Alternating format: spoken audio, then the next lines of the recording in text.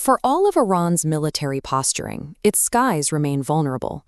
While Tehran projects power on the ground through proxy networks and domestic missile production, the force tasked with defending its own airspace operates one of the oldest fighter fleets on Earth. The core of the Iranian Air Force remains powered by American hardware, specifically the F-4 Phantom and the F-5. These airframes are based on designs from the 1960s, heavily utilized by the United States during the Vietnam War. Today, Iranian pilots still strap into these half-century-old machines to run active combat patrols near borders like Iraq, Saudi Arabia, and Kuwait. In a direct confrontation with the modern fleets of its neighbors, these relics would be entirely outmatched. Tehran views the modernization of these squadrons as a requirement for national defense. That modernization appears to be coming from Moscow. Reports indicate Iran has signed a contract with Russia for 12 Su-30 SM-2 fighter jets, with deliveries expected to begin in 2027. The Su-30 SM-2 represents a significant technical shift. It's a twin-engine strike fighter built for long-range missions and equipped to deploy precision-guided munitions. This blueprint illustrates the specific logic behind this acquisition.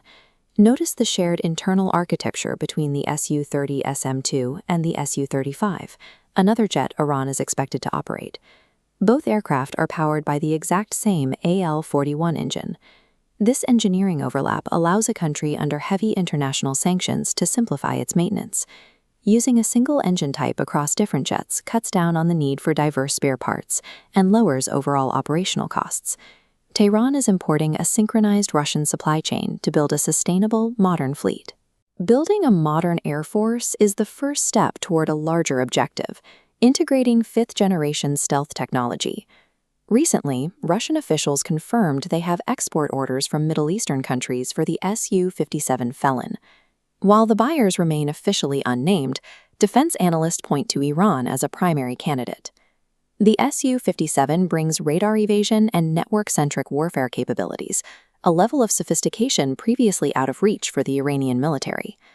Combining the stealth of the Su-57 with the capabilities of the Su-35 and the Su-30 SM-2 creates a lethal triad, addressing decades of technological stagnation in a single move. This chart illustrates the shift.